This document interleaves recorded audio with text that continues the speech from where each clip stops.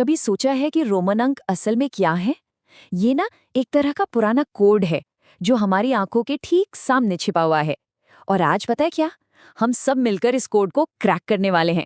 चलिए शुरू करते हैं। अच्छा, एक सवाल है।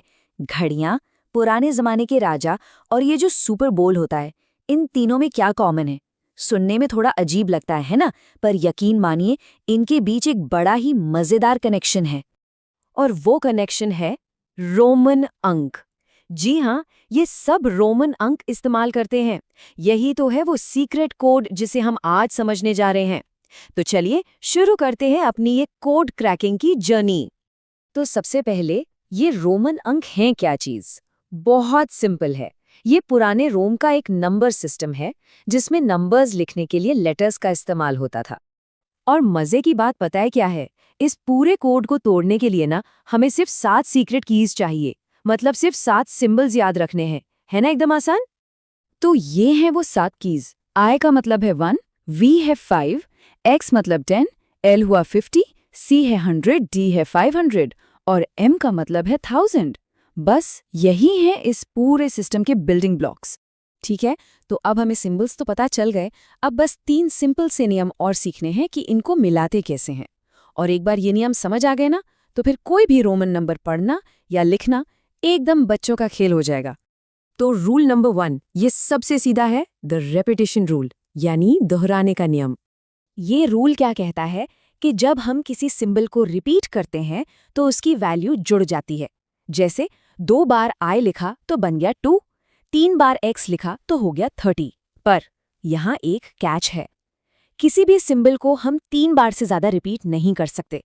यही वजह है कि 4 लिखने के लिए हम I नहीं लिखते, बल्कि IV लिखते हैं। ओके, अब चलते हैं रूल नंबर 2 पर, द एडिशन रूल, यानी जोड़ने का नियम। ये भी बहुत सिंपल है। जब कोई छोटा सिंबल बड़े सिंबल के बाद में आता है तो हम बस उनको जोड़ देते हैं। जैसे VI में V बड़ा है, I छोटा है और वो बाद में है, तो 5 + 1 हो गया 6। वैसे ही LX मतलब 50 + 10 यानी 60।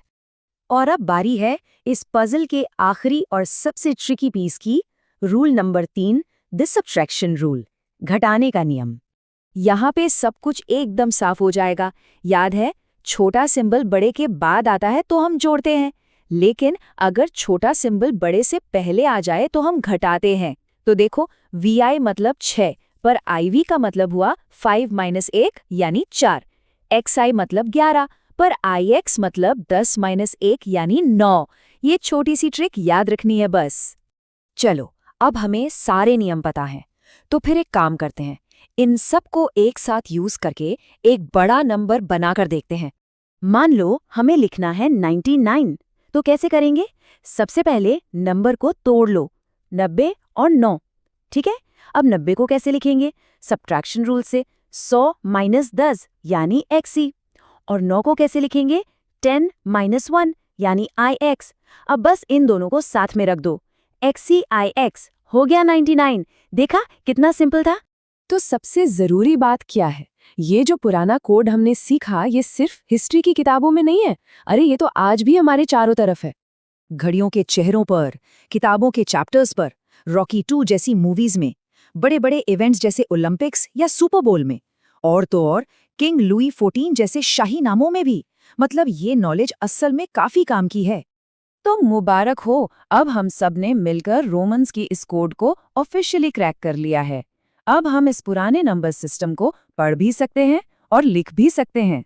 तो अब जब हम कोड क्रैकर बन ही गए हैं, तो अगला सवाल ये है कि अगली बार ये रोमन अंक कहाँ दिखेंगे? अब से अपने आसपास थोड़ा ध्यान देना, देखकर हैरानी होगी कि ये कितनी जगहों पर छिपे हुए हैं।